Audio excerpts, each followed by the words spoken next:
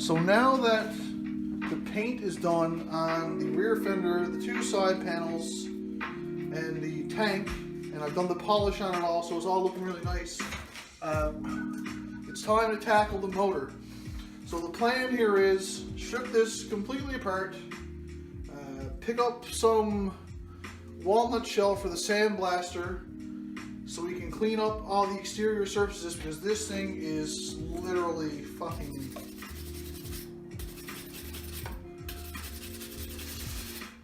gross. It's disgusting. Pasty. So yeah, we're gonna go ahead. I'm gonna take 5 minutes, clean the bench nice and clean, so I got a spot to lay out all the parts as we're taking them apart, laying them out in order so we can get it all back together properly. I mean, I do have the Bible there we can refer to if need be, but it's better just lay the stuff out so we can do what we need to do.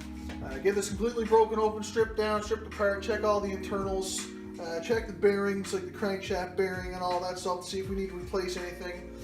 And then we can clean up 1, 2, 3, 4, 5, the 6 main pieces exterior, clean up all our hardware, and then we're looking at getting it all put back together again. So I'm going to do a quick cleaning on the bench, and we're going to dive in.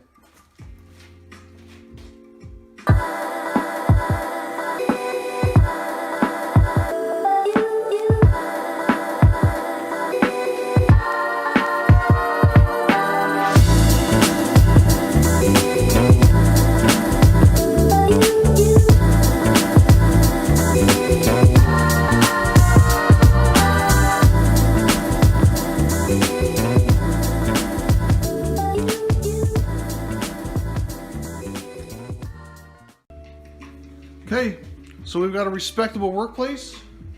I'm going to shift this over a bit, lay out some more clean rag after this side, and then we've got a place to lay our parts. We'll start taking this all apart. Here we go.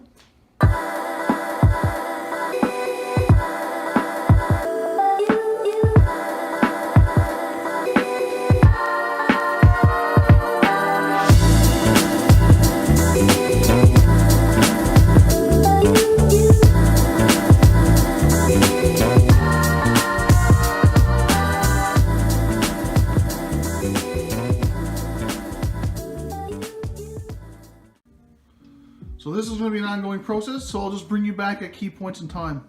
See you shortly. Okay, so far we've got both side covers left and right off. Just got the valve cover off. So go ahead and continue following along in our good book here and get the head and the jug taken off. So I'll bring you back for a quick look at that when I get there. So I just popped the cylinder head off. And I just want to give you guys a quick view of what the inside, like the top of the cylinder, or the cylinder head where the valves are, and the top of the cylinder looks like. So the cylinder's looking good. You know, it's pretty clean relatively. There's no slop or no movement. It's not jiggling or wiggling. So I might not need to do anything with rings and stuff, rings and or piston rings and whatnot. I may still, just as well, since we're in here. As the next time someone's in here, it might be another 40 years. And if we look at the head here, intake here, exhaust here, spark plug comes in here. This is all looking pretty nice and clean as well. So, onward and upward. Let's get more taken apart. So we're to the point now today where I've got the piston and everything removed, ready to shoot a bit of brake cleaner on it to give it a little quick cleaning. So I'm going to give it up for today. I'll come back out tomorrow morning. I'm going to go ahead and dive into splitting this case and having a look inside to make sure everything is good, like the transmission, the kickstarter gearing, all that good stuff. So let's pick it up in the morning. So to get the centrifugal oil filter off, you need a special tool. It's called a Honda lock nut 20x24.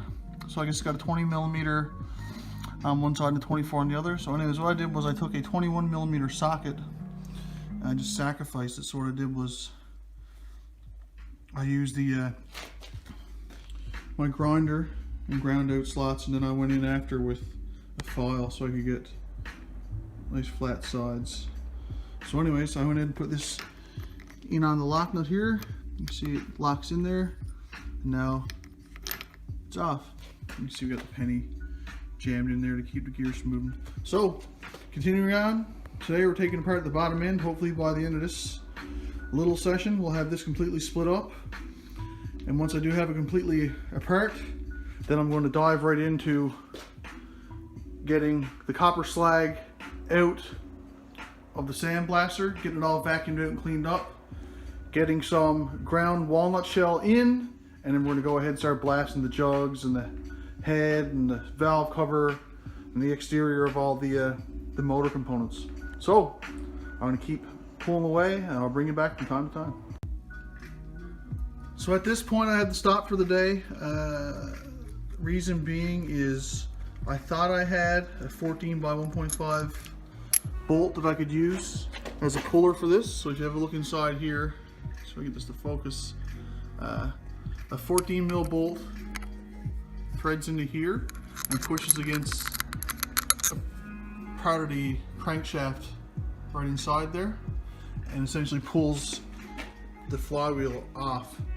But seeing as I don't have that bolt and we couldn't track one down, I have to pick them up tomorrow because today is a holiday and everything's closed. So I'll see you guys tomorrow. So, pro tip for getting the flywheel off of late 70s, early mid 80s Honda motorcycles, like the 125, this is the 185, like the Honda 200 ATC motors, whatnot. You need a puller that threads in here but pushes on the end of the crankshaft. And now you can go online, you can buy these for $15 or $20. But I discovered yesterday that the lug bolt for a Volkswagen, because they use like a lug bolt stud that screws into the hub as opposed to just a nut that goes on over a stud, will thread into this exactly as it's the same 14 by 1.5, and you can thread this on in until it brings up in the end of the crankshaft right there.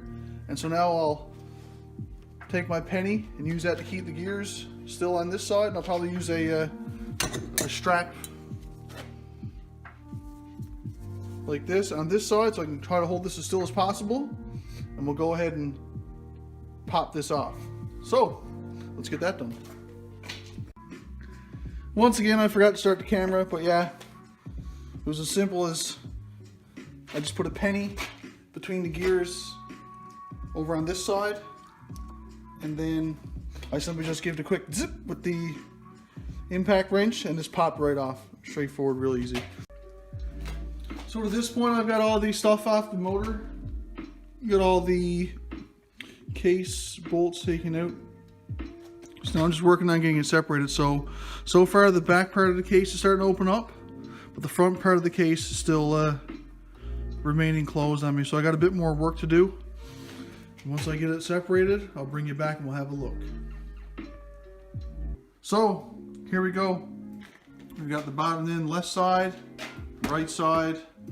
Everything's taken apart. So at this point, we're ready to get the crankshaft and whatnot out. The bearings and everything feel super. I mean, there's no play or anything within this. It's just awesome. Same thing over on this side. All these bearings feel really good. This one, transmission bearings. So at this point, we are ready to pop everything up out of these cases, and we can go ahead and start getting the gasket off, getting the exterior surfaces cleaned up with our ground walnut shell, and then we can start rebuilding this motor. So in using the walnut shell to blast the, I started with the valve cover here. It was starting to work a bit, but in most other places it wasn't really working at all. So what I did was I went ahead and I picked up a bag of glass bead. So I'm going to give this a go in the blaster and see how it works on the exterior of this valve cover.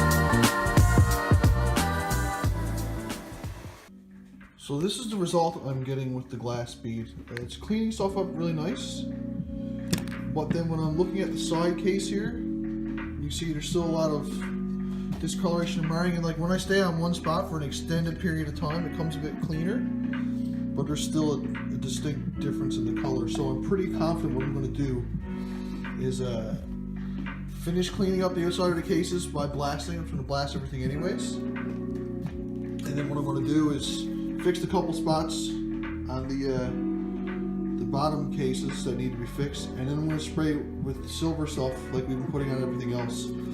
This stuff is good to 1200 Fahrenheit, 650 C, so that should be more than enough. I know some people say that you shouldn't paint the fins on an air-cooled motor or stuff like this, but I think for this bike, I don't think it's going to be that big of a deal.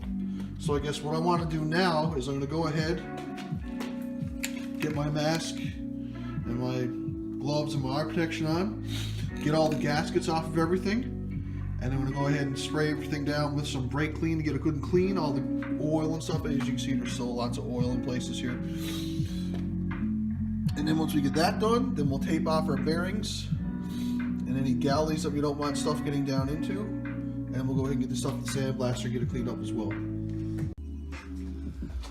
Okay, so after a couple hours of gasket remover and a bit of scraping, a bit of light abrasive just to get the last bit off the surfaces, I've got everything pretty much to the point now where I'm ready to take these components into the sandblaster and give them a good blasting with some glass bead. So I'll likely start with stator cover, then I'll move into doing the head and the jug. We've already got the valve cover done already, so and once we get all this stuff done, this piece here is done already, we'll tape up what we need to tape up. We'll tape it up before it goes into the sandblaster, but so we get everything taped up, we'll get this stuff blasted. We're looking at a day or so worth of work at least. And then we'll start hitting all these components with some of that nice silver paint. So here's the head after bead blasting. The fins and stuff are all nice and clean now. So the next step for this is going to be to tape it up. Well, you know, cover up the holes and then hit it with some of that titanium silver high heat paint. So I'm going to go ahead and blast the other 1, 2, 3 pieces that we have remaining.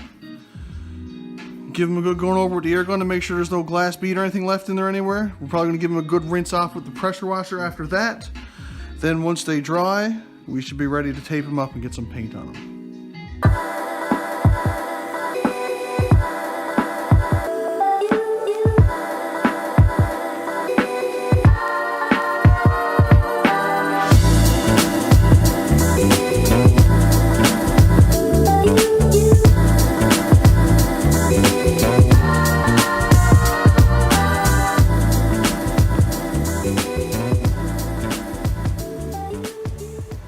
So I've got all these bead blasted.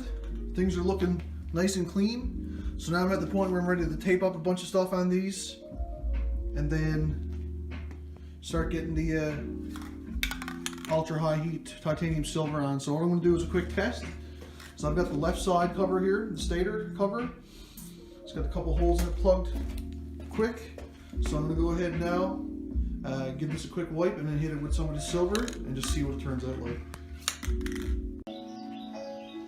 So just went ahead and hit the stator side cover with a quick single coat. It's only a light coat as well of the silver metallic high heat paint, and I think it turned out really, really nice. So I've got to go and do a bunch of other stuff for today, but I'm at the point now where I'm ready to give these other components their final power washing to make sure there's no bead left in any of the nooks and crannies. I'm going to hone the cylinder, and then we're going to get everything taped off and get these components painted so we can start getting this motor back together. So, onward and upward.